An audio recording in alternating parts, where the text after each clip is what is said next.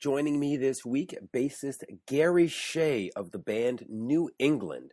Back in 1979, August 6th, at the Montreal Forum, I saw New England open up for Kiss on the Dynasty Tour, which is my de facto first band that I ever saw live. So it was certainly great to catch up with Gary. It was also their last show on the tour. We talk about why. A lot of it had to do with the one, the only Gene Simmons. We also talk about working with Paul Stanley and Bill Aucoin in those days. And then we move on to later on in Gary's career, talking about Alcatrazz and Yngwie Malmsteen, Steve Vai, Graham Bonnet, and the unfortunate reunion of the band Alcatrazz featuring none of the original members except Graham Bonnet. So he gives us his thoughts on that. And then, of course, we talk about Vinnie Vincent. Gary and Vinnie were involved in a band called Warrior. So there's a bit of everything here. There's some Kiss content. There's some not Kiss content. There's some bass talk. There's some guitarist talk. It's a great chat. I hope you enjoy this one. Also, quickly, let me remind you, I have a pair of tickets to give away to Black Sabbath in Montreal on February 23rd, 2016.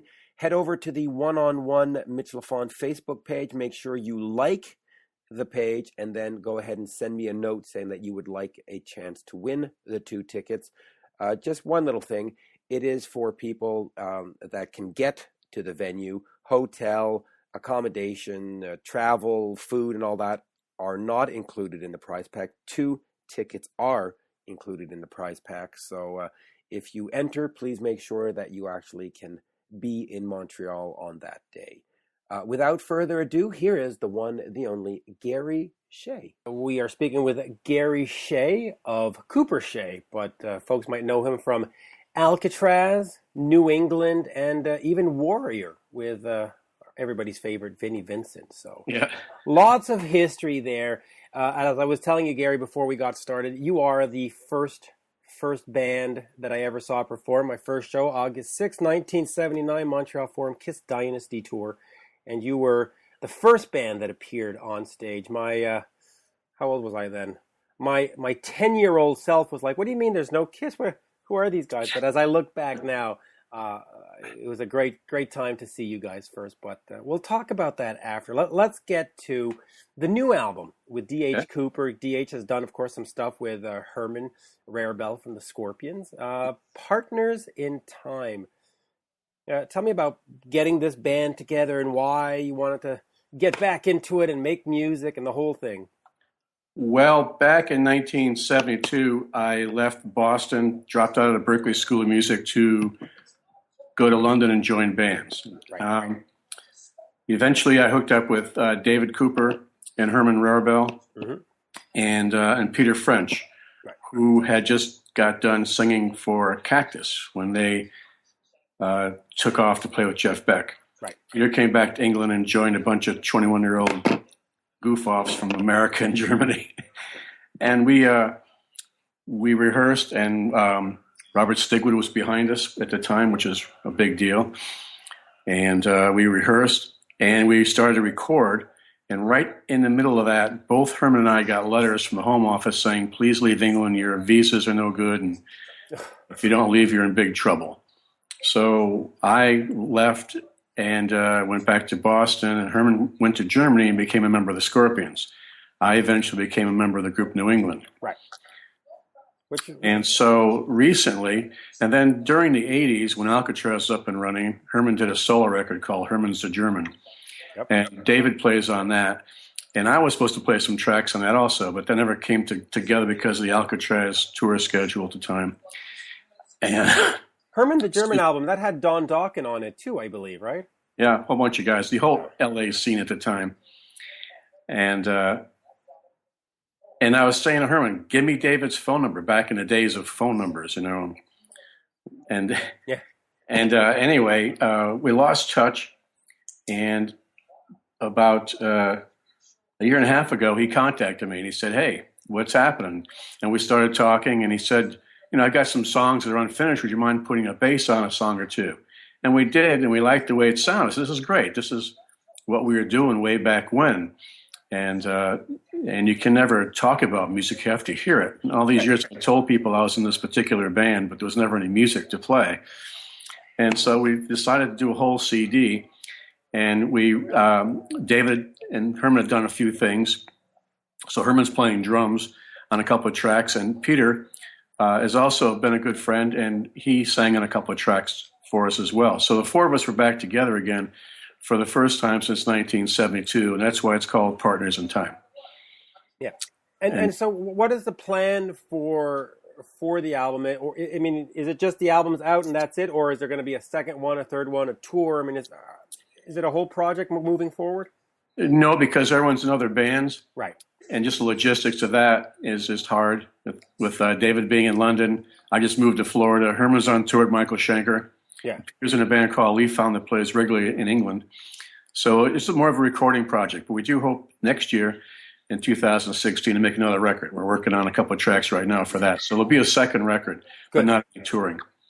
Yeah, and good. And in fact, I have a Herman interview coming up shortly. I spoke to him recently, and I would like to get Michael Schenker on here too. But I'm glad to see that you're still making music. And of course, New England has been doing shows recently. Right. How has that been? Because you took, 35 years off kind of thing before you started doing those shows again. How was that to hop back in there? And that was great. I mean, it was, again, unfinished business. And my kids never saw us play, and they got a chance to see the band play, which is great. We got back together again in 2004, did some recording, and then 2005 and 2006 we did some live gigs. And then just recently, the last couple of years, done some more concerts and put out some new music for the first time, which is now on vinyl, which is kind of a cool thing. So now we have a vinyl release plus the digital release, and we're still working on some more songs for that. So that's another situation where, again, Jimmy lives in Los Angeles, I'm in Florida, those guys are in Massachusetts, and it's hard to get together to do things, and it's hard to do it on the telephone. And if you're in the room, you say, cut the guitar and finish it. Yeah, but I mean, these days you can do all this Pro Tools stuff and send a WAV file, and the days of four guys in the studio are almost passe. I mean, they're not totally passe, but you've gotten to that point where you can all be one in Australia, one in Japan, and all right. So we're in the same room, though. Things click so much quicker. You say, change that, do this, how about this, what about that? And boom, boom, boom. And when you do an email, it's like, what do you mean by that? If say on the phone, it's different. And we did get back together last fall to record the new song, just specifically for that, just to come back after we'd done playing. We came back to Massachusetts again and recorded, and it just went really quick. Just, 2 days of boom, boom, done, both songs. And that was great. And that's because we were all in the same room together. I wish we could have done a whole album in 2 days. But that would be very old school. That would be almost like Sabbath on their first album, right? 9 hours and let's go, get it out. But right. We did the third New England album was done at Todd Rundgren's house, and the whole thing was done and mastered in 52 hours. Wow. We never wrote this. We wrote the songs the week before in his warehouse in Poughkeepsie, and went to his house and up in Mink Hollow and recorded it in just 5 days. All the bass and drums were the first take, no mistakes. With Todd, was play it right the first time, old school. Yeah. There was no snipping of tapes and 27 takes, and everyone could sit around and argue about it times 9 guys. Nothing was comped. Everything was done. When you do a situation like that, it requires you to rehearse before and practice. Where you don't just show up and say, okay, we're going to plug in. And right. So when New England was up and running, we were very, very well oiled. We'd been together for 5 years, played every day for 5 years.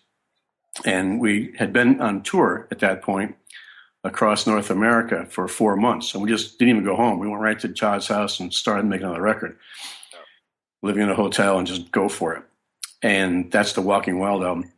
So we're kind of proud of the fact that it went so quickly and it went so well. And Todd's a great guy. And I thought, oh, God, here's where, all the things can go wrong.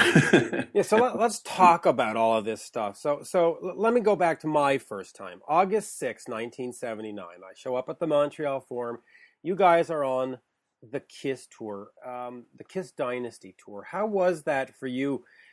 Was it a good tour? Were they gracious? Did you get full lights, full stage? Or was it one of these like, oh God, here we go. We're going to have to play in the dark and use one mic and, you know. No, I mean, you never get full lights and full sound, no matter who you play with if you're a supporting act. But they were gracious, and we were managed by the same person, Bill Aucoin, who signed the band a year earlier. Paul Stanley worked on our first album as a producer, more along a coaching kind of thing. Right.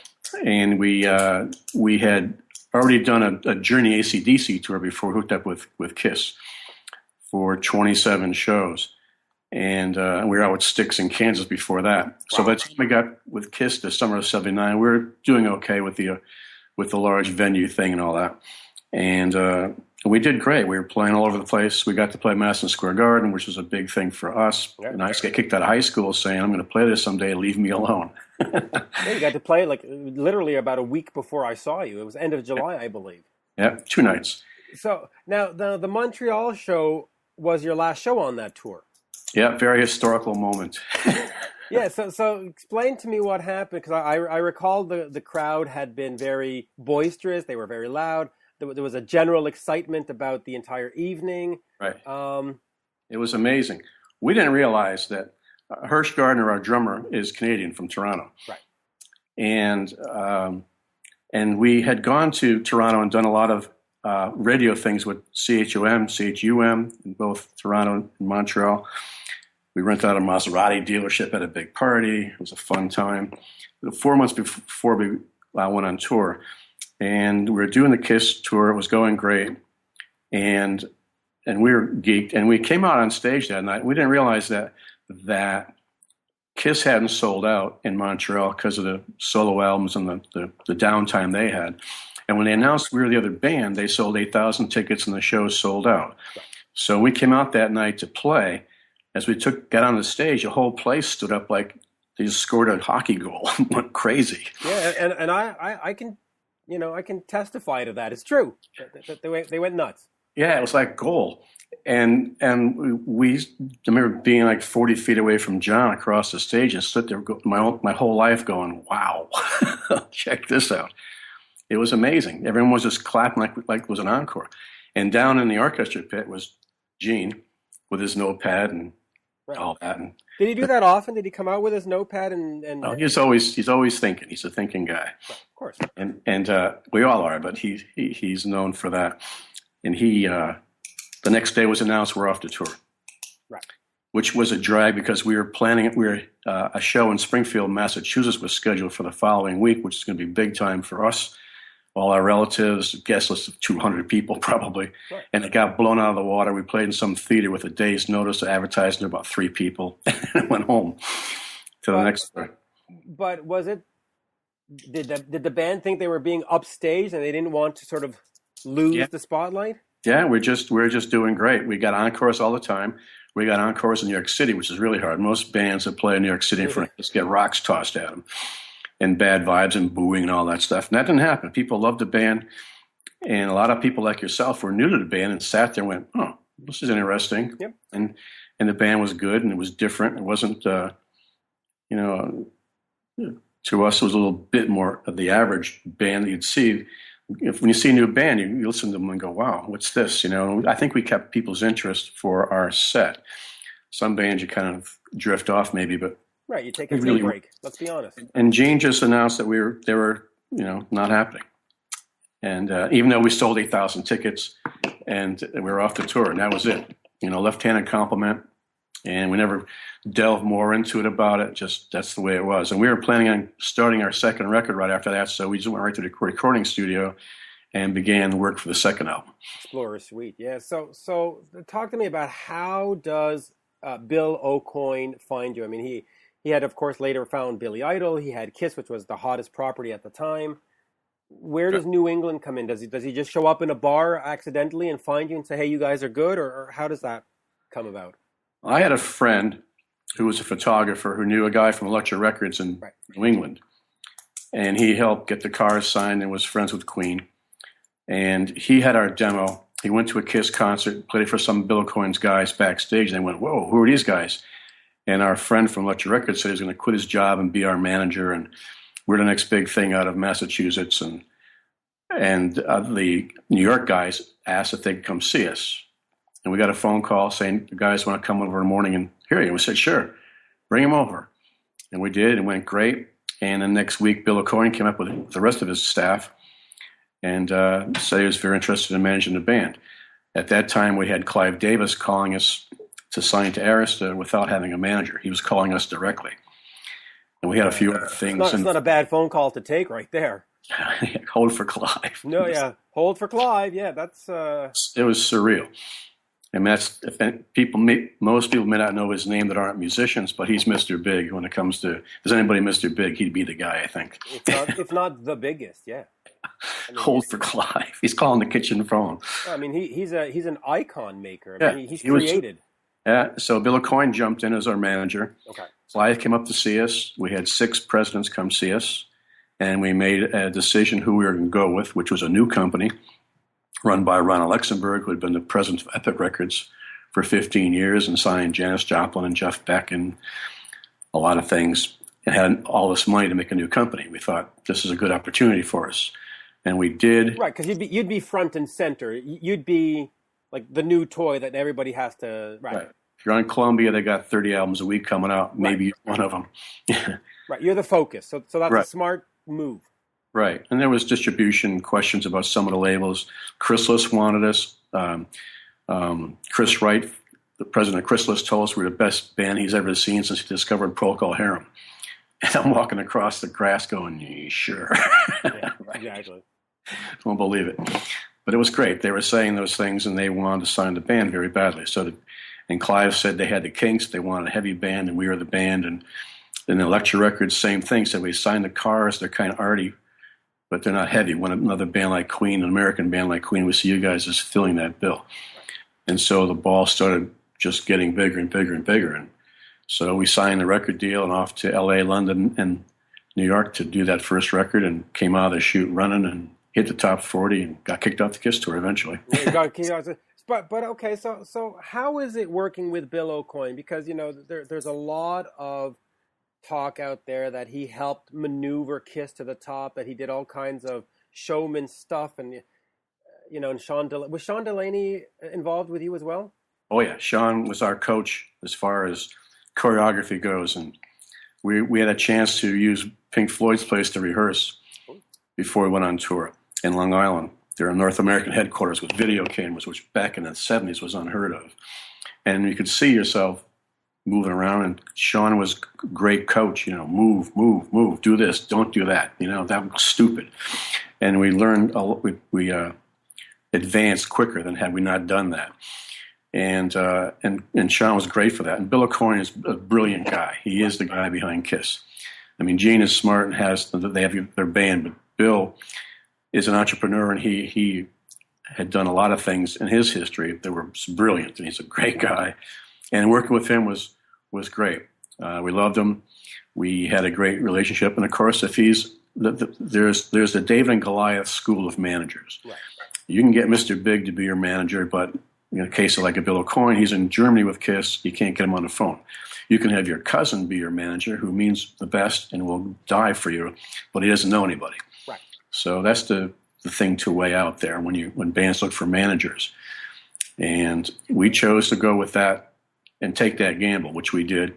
And there was, of course, those situations where Bill couldn't get him on the phone or whatever. And eventually we parted ways after our just after the third album came out. Right. And it was an amicable thing where we're friends to the end, and that's just the way this is business. It was a good thing. Well, let me ask you about that, because the third album came out in 81, and that's around the same time that Kiss decided that they were going to be done with Bill. I mean, it was 81, 82, 80, that's sort of that time there. Right. Was Bill just sort of tired or out of ideas, or was he, He came out of the chute with Billy Idol. Boom. You've got a point. So I guess he was just looking for a newer kind of sound. So I think Kiss just felt they could manage themselves, and why pay somebody part of what they're doing if they don't need that person. And that's what was going on when they went with their business manager, Glickman Marks. Glickman Marks, yeah. And that was their side of things. So all right. So now you're the first album, New England.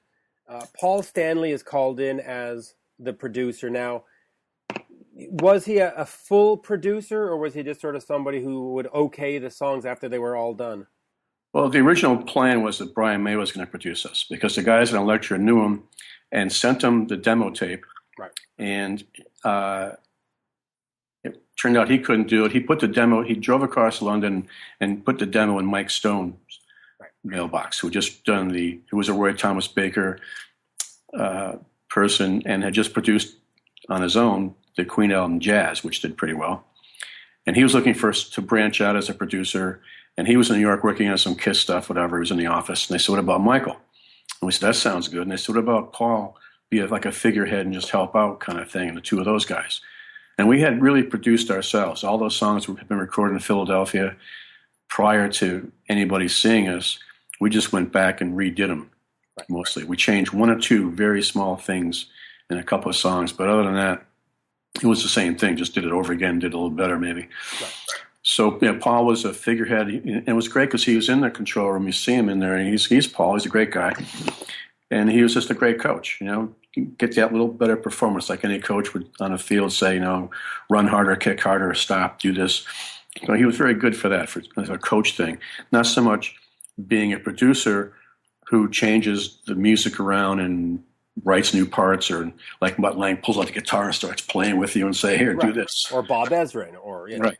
A lot of people who can do that. Todd Rundgren, which was one of the reasons we went with Todd eventually.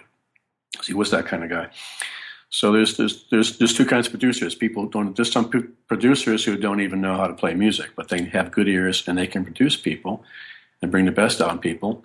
Other producers are musicians that are very talented people on their own. So there's also that two schools of getting a producer. Who do you want to work with? So having worked with Paul and having Bill as the management team, when you were asked to leave the Kiss tour, were you shocked? I mean, you're like, whoa, wait a minute. We got two of the heavyweights in our corner, and now we're being sent home. Well, it was a shock that it was like, you're kidding. Yeah. I mean, how does that happen, right? Yeah, we were shell-shocked. Went home and, it's like, that's just weird. So, plan B. So plan B was to, again, we had only 2 more weeks left of gigs, and then we were planning on recording. So all that was coming into fruition and setting that the next 6 months of that up. Right, with Michael coming back from England. We decided on the second record already to use Michael again and John Fannin, the guitar player for New England, be the group spokesperson. We would do it ourselves this time, just us and Michael. Right. We didn't need a producer, we thought, that time. Before I move on to Alcatrazz, let me just ask you this about New England. Clive Davis is phoning, Todd Rundgren is producing, Bill Aucoin is there, Paul Stanley, you've got the tours, you've got the journey. Where did it go wrong? Why aren't you a band that's on your 30th, 35th anniversary tour? It's a good point. Basically, our guitar player quit the band. Right. I hear a pen clicking sound. Is there a... there you go. Okay. So I was wondering what that was. But yeah, I mean, I know a guy quit, but, replacement players come in. I mean, in Alcatrazz, you had Clive Burr from Iron Maiden. He had been replaced. And this, right. People come and go. So after our third album and third tour, we started recording for the fourth album. Right. And we had another dozen songs pretty much ready to go. We'd called up Todd and said, we had lost Elektra Records. We felt they weren't doing such a great job, which they didn't. Right.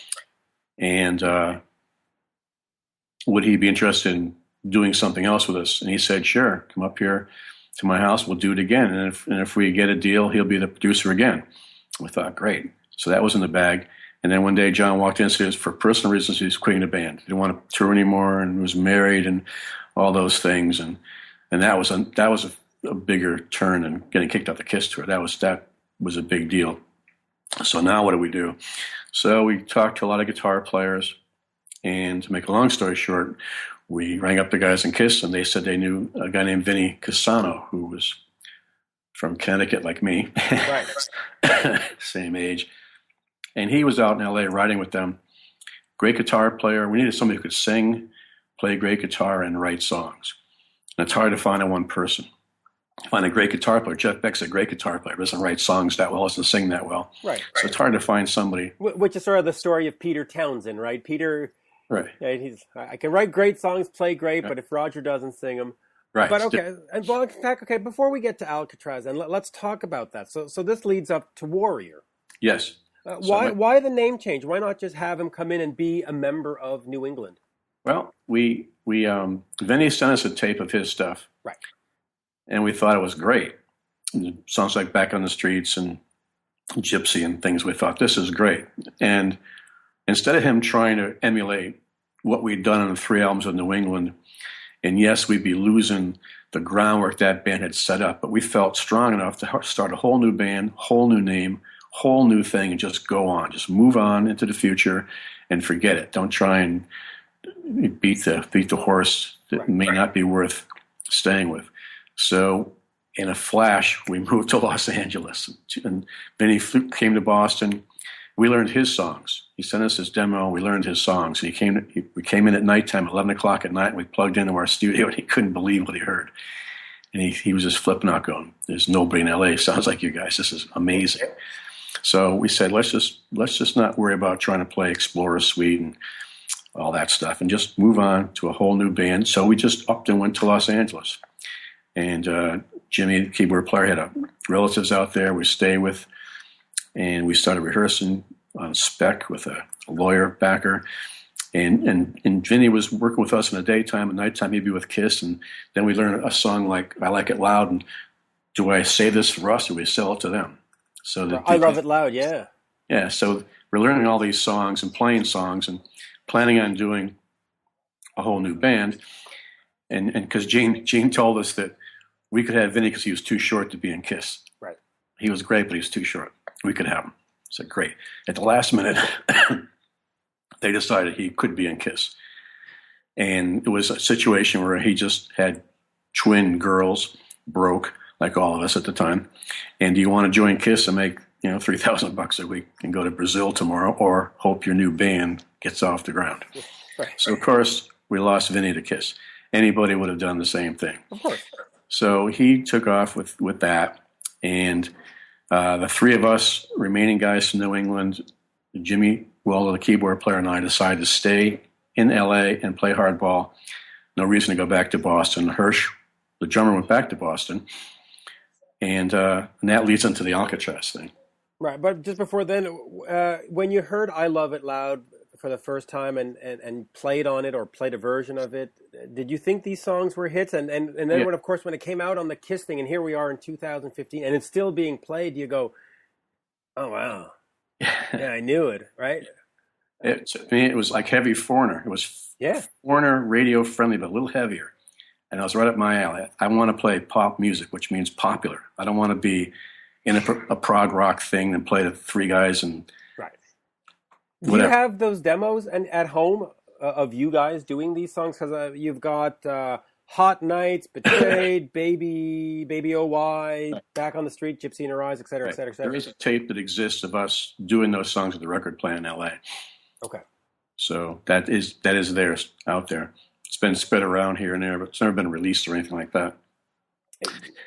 So, would you like to? We've thought about it. But again, it's Vinnie's music and stuff, and Vinnie's having a hard time, so he's nowhere to be found. So can't really do that without him.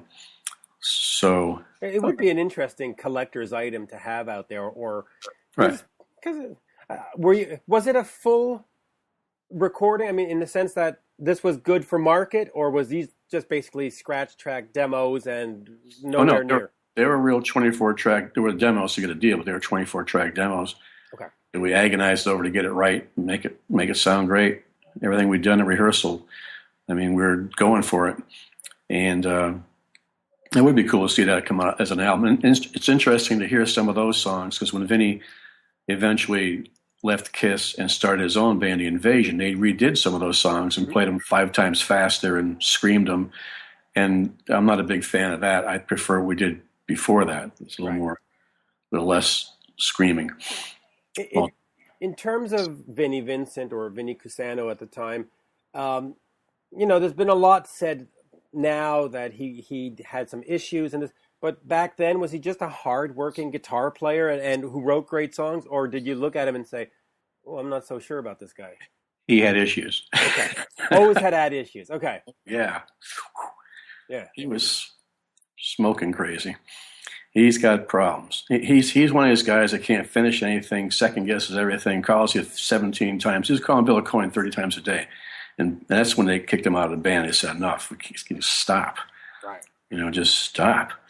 And he got fired from Kiss, So that's his. Which was remarkable that he got fired from them, because Creatures of the Night was a great album musically. It didn't sell so well. The tour didn't do so well. But then Lick It Up was fantastic. Boom, right back on the map. And you go, okay. It's the best they ever sounded, as far as I'm concerned. Yeah. They sound great. To me, that's their peak when they did with Vinnie. And Ace is a great guy, good player, but Vinnie definitely had some great songs and good singing. Vinnie's also a very good singer, which people don't realize. He can sing really well. And he sings like Lou Gramm. But he didn't want to do it live, to play lead guitar and be the singing guy. That was another issue with not doing the New England things.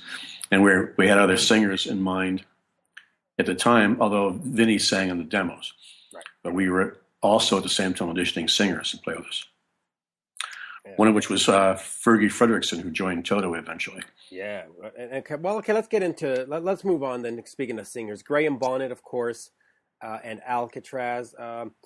Some of the guys you've had in that band, Yngwie Malmsteen, Steve Vai, of course, Graham himself. Right. Jan Uvina, if I say it correctly, right, who was in Alice Cooper's band. Anything that's Alice Cooper, I get excited about. So he was in Alice Cooper's band. In fact, he left Alice Cooper's band to go do Alcatrazz. So talk to me about that. Here's another band that had all this great talent, all these great people. It probably didn't do as well as it should have. I mean, by '87, the band disbanded. It should have been on the 35th anniversary tour of Alcatrazz as well, right? Yep, 2 times. 2 times, yeah. So talk to me about that. Talk to me about Yngwie Malmsteen. Yngwie, brilliant guitarist.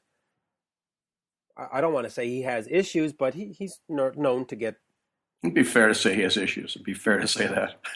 Yeah, listen, I was at the Roseland Ballroom in 2003, 2004, whatever, and I was shooting the show with a camera, and I accidentally tripped the flash, and it popped up, and I didn't take a picture, but it just popped up, and he came over, and he slapped my camera in the pit and went, "No flash," and I was like, oh. Yeah, so, that said, when I've interviewed him, he's been very nice, but Boy. How was it with you and Yngwie, or in fact, how about Graham? Underrated singer, one of the best. How was it working with these guys and getting Alcatrazz together? Well, I remember I was driving through Laurel Canyon after the Vinnie thing, and I had no band again. I'm thinking, now what? Yeah, well, at this point, are you thinking maybe I need to go be, Carpenter sounds good. Right, should I go work at the local Ralph's or Hannaford's and just give up? I mean, are you depressed at any point? I gave myself facial warts from wearing a little white dots that get frozen off my face. The doctor said it's nerves. Calm down. I did. So anyway, I'm driving through Laurel Canyon. I hear "Since You've Been Gone," Rainbow, new singer, Graham Bonnet. Got rid of Ronnie Dio. I said, I like this better. And Ronnie's a great guy, great singer. Ronnie's wife eventually became the manager of Alcatrazz. So there's a whole history to that at the end of the story. But at the time, I thought, wow, this guy Graham, cool singer. And then I heard the Michael Schenker's Salt Attack album, and that was really good. That's Michael Schenker's best record, too, I think. Yep. And anyway, I put an ad in a paper. All my friends said I was crazy to put an ad in a local paper. And I did, and talked to a lot of people. And one night, this English guy called me up, screaming on the phone, "Who are you? Are you a bass player?" And I said, well, you may not have heard of us, but I was in a band called New England. And he goes, "You were at the Electric Light Orchestra show in Boston and Cambridge, Massachusetts, eating all the shrimp backstage." Yeah. I said, "You're right." He said he had invited us to the party. He said he was managing Graham Bonnet. His best friend, Barrymore Barlow from Tull, was going to be the drummer. Zal Clemson from Nazareth was going to be the guitar player. "Are you the bass player?" He's screaming at me through the phone, going, "Sure, I'm the guy. It's a Friday night in L.A. So why I'm here? Yeah, that's me." And he said, "You know, a keyboard player?" And I said, "Yeah, I know Jimmy." So we set up a meeting on a Sunday morning at the Hyatt House on Sunset, Led Zeppelin's Riot House.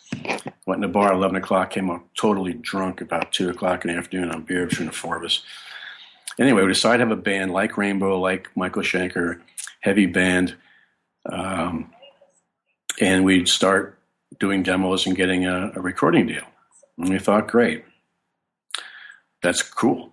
I'm in. You know, I'm going to go to England and record at Barry's house and stuff and his farm. But, not a bad deal. Let's go. Yep. And a guy from MCA that was a neighbor of Andy, who was the manager, knew us from New England. And he wanted to help us out. And he said, I knew of a label called Rockshire in Orange County. It was a subsidiary of MCA. And we wound up getting a record deal with no demo, just on who we were. They were geeked, gave us the world. And I got a phone call one night saying that Barry was going to play in the first Robert Plant solo record and wasn't going to do this project. And Zal couldn't be found somewhere in Africa and toured Elkie Brooks. We had to find a drummer and a guitar player over the weekend or the deal's off. Now I want to jump off the porch. I'm up in the hills in Hollywood. I want to dive off the cliff of Sunset Plaza and say, end it. So I'm sick of this. So that weekend we auditioned Lawrence Jubbar from Wings, which nobody really knows. And here's Lawrence Jubbar from Wings playing with Alcatrazz. And that was funny. Yeah. He's a great guitar player, great guy. But the first thing he said was, "Can you guys turn down?" Wrong. Yeah, wrong answer. So the manager's running around saying, "That's it. He's the guy." We're going, "He's not the guy. Wings, Rainbow, New England, I can do this." "Yeah, you can do this, but it's not the right guy." So next day, he asked some local kid in a record store who was a hot player, and he mentioned Yngwie. Excuse me. So Yngwie came down on a Sunday night and played for us and did all the Richie Blackmore stuff, had the Richie Blackmore clothes, and it was Richie 101. And I was kind of dubious, thinking it's a little too close for comfort. I think people would laugh at that, but he played great. And we decided to go for it. And so then it was the four of us. We had no drummer. The drumming thing took about another month and a half of auditions to finally nail that down. And Clive, there's a rumor that Clive Barr was in the band from Iron Maiden. That never happened. He just auditioned for us one day, and it was not anything to be considered. As well as Ainsley Dunbar. Yeah. We had a lot of guys. Ainsley Dunbar was eventually considered for the Kiss spot in '92, which a lot of people don't know. He was considered to replace Eric Carr on the Revenge, but right. Great drummer, Ainsley. Great drummer. I mean, he's a ridiculous amount of credits. He came in, and we played on a Sunday. Went out drinking the night before, all of us, and we came in rehearsal and showed him a song. The first time around, it sounded great. The second time around, it sounded unbelievable. Yeah. I'm sitting there going, "Oh my God!" I mean, just perfect. The right drum fills, just perfect, heavy, cool. It's like, damn. But all he wanted to do was do the album and go to Japan. He didn't want to be in a band, so he just wanted to get the money and kind of run thing. We thought, we're going to stick it out and find. We need a band member that can live in LA with us and do 2 or 3 records and be a band. Right. So we kept looking around. And that's when Jan came in. But that's also something important to mention, though. Like when you talk about guys that don't fit, chemistry is a lot more important than guys who can play. I mean, yes. A lot of people can play great, but it's hard to sound great together. Yeah, you got to get in the same car and traffic. Yeah. And talk and eat in a restaurant, and you're tired, and you got to like these guys somewhat. And that was the thing with Jay Uvina, was that he just got divorced, and he came in and played like God. He used to beat those drums mercifully. And I thought, he's a pretty good drummer.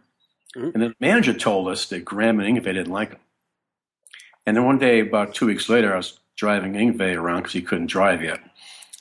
And I said, "What about that guy from Alice Cooper?" He goes, "Oh, man, he's great, man. He's cool." I said, "Really?" He goes, "Yeah." And he said, "Jimmy don't like him." I said, we never said that. So I pulled over to the phone booth. We called the manager, said, we're going to meet you tomorrow morning for some business things and some receipts. And had about 20 people standing at his front door that morning. He said, here's the deal. We're the band, and chemistry, like you're saying, is a big deal. He's the drummer. And the drummer didn't think that Alice Cooper was a big name enough at that time to do. He wanted Iron Maiden. He wanted whatever. Right. So well, then people have to remember that in 81 to 83, Alice... There was a dip. Right. It was a non-entity. Three albums that were sort of... And we said, but as far as a big playing goes, this guy, graduated musical college and post-college in Long Island, sings, he plays piano. He's a great addition to what we're doing. And so Jan became the drummer. That's how that story went. The manager took it from there, and it started, had to watch the guy. Yngwie, at the same time, the record came out, we got along great, we played great. Did the whole thing in about 2 months, that first record. And just slammed it out. We were all in fine shape. Slammed it out. It's all we did all day long was play that. And went on tour, started playing. And in Japan, they offered Yngwie an EP deal because he was part of the band to do 4 or 5 songs as a instrumental kind of thing. I thought that's cool. Good for us, good for him, And then he just started going sideways with the look at me on TV thing. It's like easy with that stuff, calm down. We've all been on TV, And he'd never heard of New England, and he just didn't get it, And again, we're trying to say we want to be on the radio. We don't want to be the Carpenters per se, but there's a lot of bands on a radio do just well. Right. And you go down a list of a lot of Judas Priest is on the radios. I mean, they're not heavy. I mean, they're smarter than you're being. He wasn't being smart with the being heavy all the time. It's like, forget being heavy. Play songs people like and can remember and want to play again. Like, Don't Ever Want to Lose You. So we argued about that. And he just became a terror, doing what you're talking about, him knocking your flash off. He was doing guys on the stage. We were in Tokyo in our fan club at a party after a show one night in a hotel, each in a big table of fans. And Jan grabbed Yngwie's coat and said, hey, Yngwie, come over and sign this for this girl. Yngwie said, don't ever touch my coat again, man, and just slapped his hand away. And I was sitting going, this can't be happening. He's good. He's good at slapping stuff. Yeah. What was it about Vinnie and Yngwie? I mean, you and lead guitarist. I mean, oh my God. I want to get to Steve Vai, but just before I get to Steve, because I think Steve we can cover a good 5 or 10 minutes because Steve is fantastic. I interviewed him about 2 weeks ago. An incredible talent. Yep. But the band disbanded, and back in 2006, the band reappears, and you're not in it. Oh yeah, and it goes on. Well, in fact, it's still going on in name, right? Graham is there, and these other guys. Were you surprised, shocked, annoyed, angry? I mean, here you are going blah blah blah blah blah. 20 years goes by, and hey, Alcatrazz is playing at the Orpheum next week. What's that about? We were more than annoyed. Yeah. We were livid. And then he had, the Graham Bonnet band, and they were playing bars in L.A., doing Rainbow songs, Alcatrazz songs, right. Michael Schenker songs. Fine. But his guitar player decided that they should use the Alcatrazz name. Right. Bigger brand. Into that. Yeah. And they did. And we tried to stop them in the courts and all that baloney and throwing away money. I lost about $3,000 trying to do that. And I can, just by looking at you, I can see you're visibly upset just by thinking about this. Well, it's like, why shouldn't we be in Russia making money and playing Uruguay? Right. I mean, it's crazy. And it burned me that they weren't doing it that well. If he had gone out and was playing with top-notch guys, that might be one thing. And on top of that, they had no keyboard player. There's piping in the keyboards through the PA. That's just terrible. Would you go see Deep Purple with no keyboard player? What would that be? No John Lord, but it's Deep Purple. It's like, that's goofy. So the whole thing was goofy and amateur hour.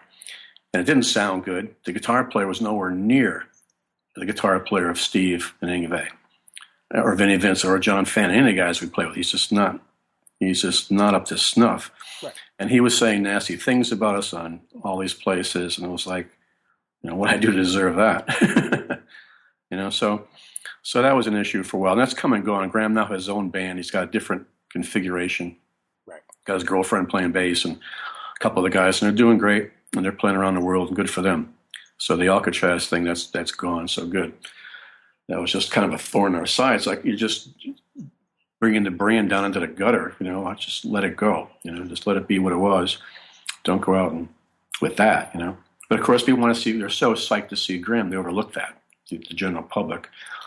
Well, yeah, and in fact, listen, I'll be one of the first to admit that brand often trumps band. I mean, you'll see whether it's Kiss or any of these bands that have replacement guys, even Guns N' Roses, if they come back, you go, well, hey, as long as Paul and Gene are there, or Slash and what, it's good enough for me. Right. Well, you go see Styx, or you go see. Right. Well, Styx is a very good example. Or Four. You mentioned Foreigner before, who Right. I saw, I think 3 times last year. One time they had Mick Jones. The other 2 times Mick wasn't there because he was sick or whatever. So I saw 5 replacement guys. Now, mind you, they sounded great. Yeah, still the song sounded great. Right. I'm not going to complain. Right, but, they're all good players. Yeah, it's just that school of thought. But to be involved in that, this is just it's an opportunity lost kind of thing. Right. Did you phone Graham at any time from 2006 to now and say, "Hey, come on, what are you doing here?" Oh yeah. And I'm assuming it wasn't as cordial as I just sort of set it up, but are you okay with him now? We're better. Okay. Better. Because he's not doing it anymore. And it's like, that's fine, And he was trying to say, I didn't know your guys' phone numbers and all that. I was like, come on. And, well, let's put it this way. Would you like to give Alcatrazz one last, go, and whether it's just a tour or an album, and just get the guy, you, maybe Steve and Graham, and just say, hey, come on, let's go do the Summer Sheds. Let's go open for Journey. Let's go do this. Yeah, I was with Steve back when he was on the G3 tour with Malmsteen, Yngwie and Joe, and I was walking out of the arena, just Steve and I, back where the semis and the buses were, and we were laughing. I said, hey, it's kind of fun, I think, to have a tour with both you and Yngwie in the band. And we play all the songs. And Steve goes, that's not going to happen. I know, but that would be great. It would be great. People would love it. Let Steve play some Yngwie songs. Yngwie had to play some of Steve's Stranger Things. It would be good for everybody. Wow. And I must say that in just around the turn of the century, back in the old days, and we did discuss with Yngwie getting back together again and doing Alcatrazz before this Graham Bonnet Alcatrazz thing happened. Right. Everybody was in the same boat. The 5 original guys were going to go to Yngwie's house in Miami and do it. Graham was in on it, going to write lyrics. Me and Jimmy, I was going to leave. I was living in Detroit, going to go to Florida. And at the last minute, Yngwie's manager pulled the plug and said all the money should be Yngwie's. That typical stupid manager moves. Right. Yeah, dumb manager tricks 101. So that blew that out of the water. But we were talking on the phone. It was all good vibes. And then a few years later, Graham did the Alcatrazz thing with these other guys, which had morphed from his backup band into Alcatrazz, which is whatever. Right. So that's where that stands. But yeah, it'd be kind of fun. In fact, yeah, we'll throw it out to promoters, but I'd like to see David Lee Roth do that Eat 'em and Smile reunion tour with Steve, and then have Alcatrazz open all the shows. I think that would be a great sort of summer bill, but hey, who knows, right? Greater fantasies, right? So, okay, Yngwie Malmsteen, first of all, did he leave the band or was he asked to leave the band? He was asked to leave the band. Okay. And I have proof in the pudding in that the day we auditioned Steve, we also auditioned a guy named Chris Pelletieri also the same day as Steve. There's another great name, Chris. Right. And we chose, and there's a funny story about that with Jim and I. We're looking for another guitar player. The manager didn't want any part of it. Said, you're gonna kill the golden fleece, blah, blah, blah, blah, blah. I don't do it. The drummer didn't want to do it. And myself, Graham, and Jimmy who started the band, felt we're not getting anywhere. We're not seeing eye to eye on all these other issues. And we're going to change guitar players for the next record. It's not going to be him on the next record, period. And so we saw Kristen Pelletier had an ad in the paper, and Jimmy called up and put up his best Southern accent and said, "Hey, you play that wing wang stuff?" He says, "Yeah." "You any good?" He goes, "Yeah." "Are you real good?" He goes, "Yeah." Got mad. And Jimmy said who we were. He didn't believe us at first. So he came out and auditioned for us, and he was great. Sounds like Yngwie had the same pickup missing on the Stratocaster. And we didn't want the clone thing. Steve came out with this funky guitar he had and didn't play the solos note for note, but he played rhythm guitar.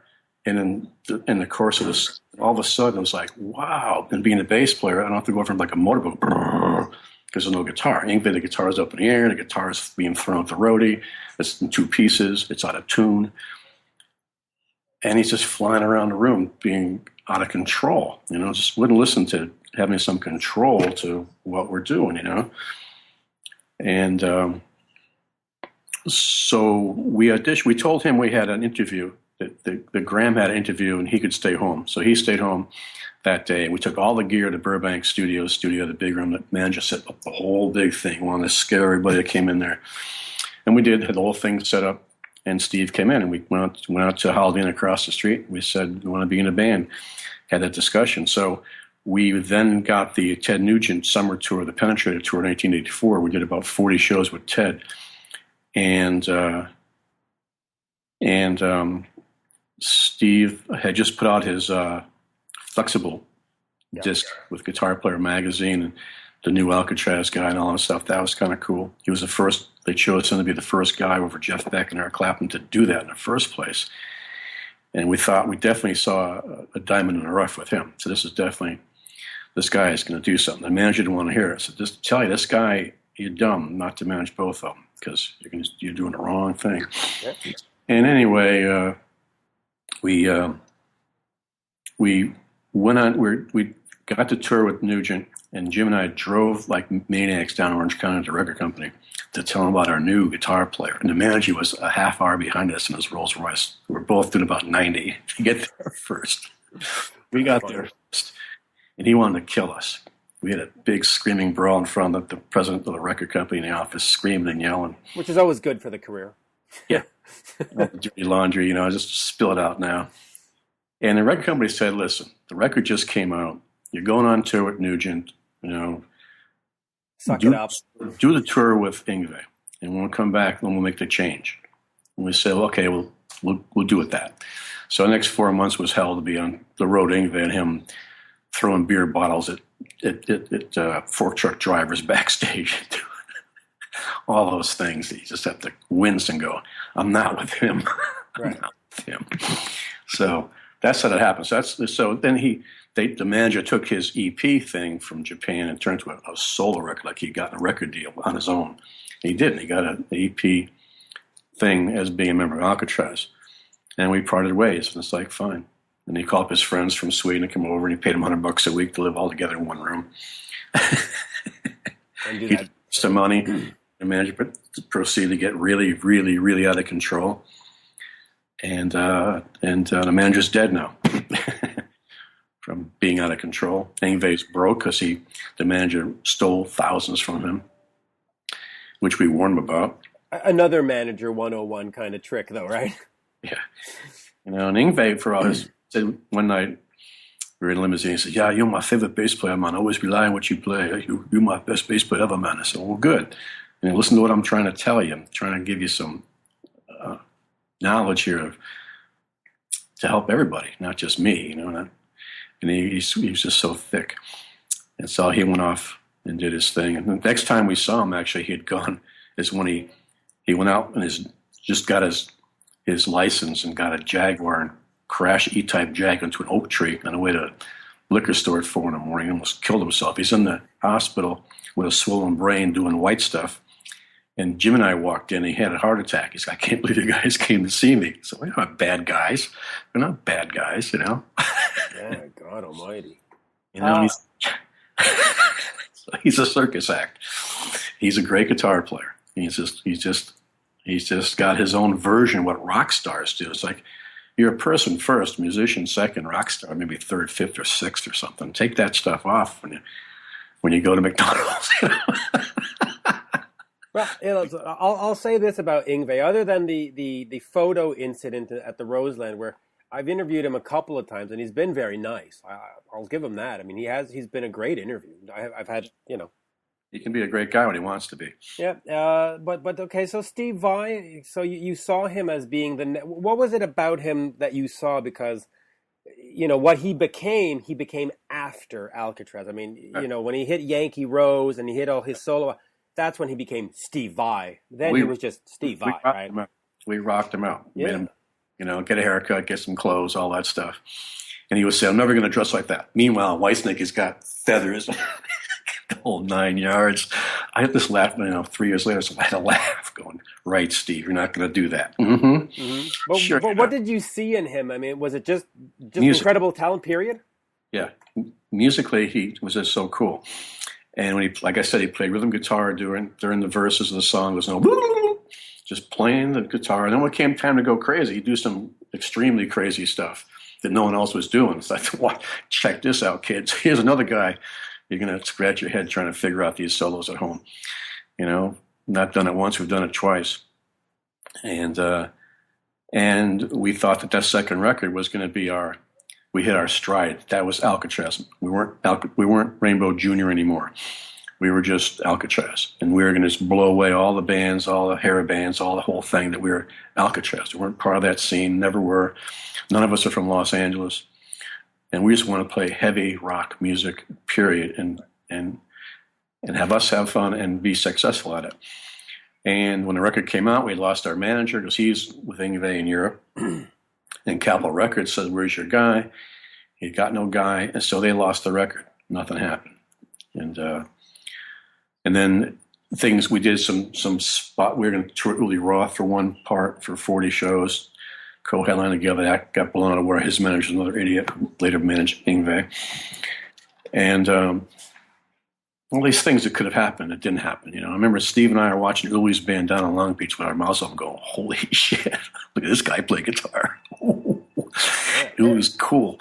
He's eccentric in his way, but he's a very nice guy. And he had Clyde Bunker playing drums for the original Jethro Tull band. I was impressed. I saw the guy in the dressing room. I thought he was one step away from lung cancer and dying. And he played unbelievably. Right. They all did. He had bass player that could play what he played. He had 3 lead singers, 2 keyboard players. All kinds of stuff was going on. Steve and I going, "Holy cow." And we wanted to go on a tour together. It would have been a great act. Alcatrazz and Uli, and swap the headlining thing every other city. It would have been a guitar fan's dream. I mean, it would have been great. And again, our manager was nowhere to be seen. He purposely let our thing slide to promote Yngwie, and did all this stuff with the Yngwie and Malmsteen. That was his bright idea. All the stuff that happened was him. And because he knew that, Jimmy and I, having been with the Aucoin organization in New York, we knew about things like accounting, bookkeeping, bills, receipts. Recoupment. Yeah. Those wonderful terms. Yngwie, Steve, and Vinnie Vincent, which is the best? I know that's a silly question, but if you had to start a band and you had to pick from one of those 3, who's playing with you? I don't know. I really don't know. On the spot, I don't know. They're all 3 great. And Vinnie... eccentricities aside, Steve's not eccentric, but they're great players. We'll give them that. They're great players. It's hard to say. Who can write a better song? In some ways, Vinnie's songwriting is simpler. Right. And Steve is very esoteric, and he's out to Mars sometimes on some of his things, which is great. That's what he does. He does it great. And Yngwie is locked into his thing. He's got blinders on. He plays the same thing he's been playing since 1984. So it'd be hard to say who would want to play with, but because there's such great guitar players. And Vinnie never got a chance to really play guitar. Kiss wouldn't let him play more than a second in the solos. And when he did the Invasion thing, he started imitating Yngwie and playing a mile a minute. And he was just influenced by the whole thing that happened at that point. Right. And he just was playing. He played like Jeff Beck. He played really cool guitar. He did this thing called chicken scratch, and he plays with a picking thing. and it's just cool. It's like a Jeff Beck kind of sound, and to me, that's impressive. It's impressive, but I don't know. I think a song needs structure and melody, and stuff has to play together. And I mean, that's what I'm saying. Vinny's very tasteful. When he played in the beginning, he was really tasteful guitar, like Mick Jones in Foreigner. He's a great guitar player, Mick Jones, but he doesn't go crazy. He just plays boop, boop, plays boop. for the song. Yeah, it fits the song. Same with New England. All the solos in New England rip. There's some ripping solos in some of those songs, but they all fit the songs. Every song is different. There's no New England song that sounds the same. And there's some bands that you see that, you see 4 songs, you've seen the whole band. It's the same 4 songs, the same, lyrical thing. Hey, mama, mama, boogie, boogie, you're gonna rock, hey, baby. And that's all they do all night long. It's like, that's fine for a party or so, but we want to be more musical than that, because we all love King Crimson and the Moody Blues and ELO and all that kind of stuff. So there you go. So let's remind folks to head over to GaryShea.net. But Cooper Shea. Book, yep. Hit us up on Facebook, and there's links there to Amazon, and there's YouTube videos and of things. And of course, there's New England. You did shows, I think, 2013, 2014. Yep, sold out, did great. NewEnglandRocks.com. You can buy our new vinyl single there, as well as a digital download. And the band is still together. New England is together. Right. Just right now, there's another hiatus thing going on. And in the meantime, I've done my thing with David, done the Cooper Shea thing. And yeah, go check it all out. I think people would hopefully like it. I think people would like it, and maybe New England can open for Kiss at some point again, just one last time, just for old time's sake. And then quickly, just before we wrap up, of course, Bill Aucoin has passed away. It's we know that. Any words about Bill, just in terms of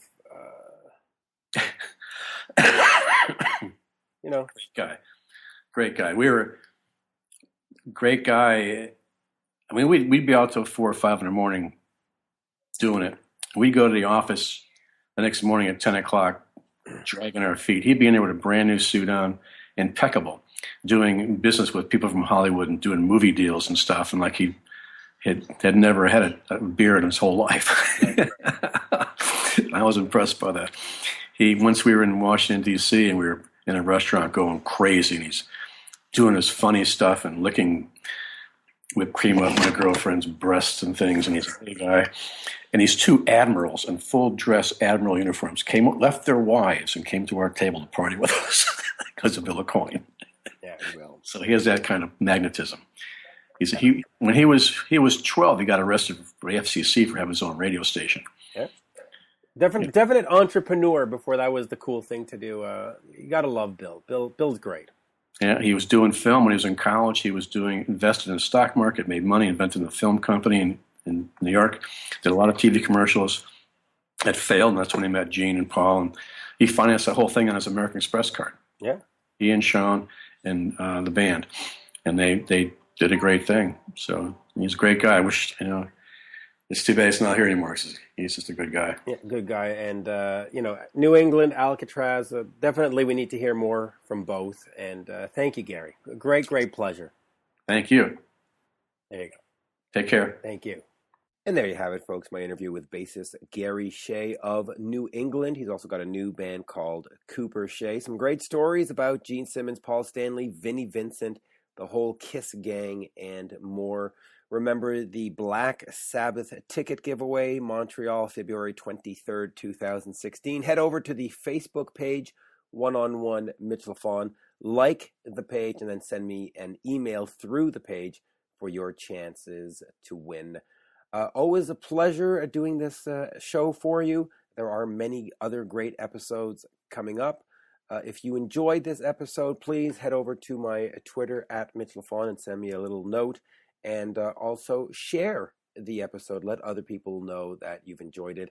And tell them that they can sign up for free at iHeartRadio, iTunes, Spreaker, Stitcher, TuneIn, and more. Thank you, folks. Bye for now.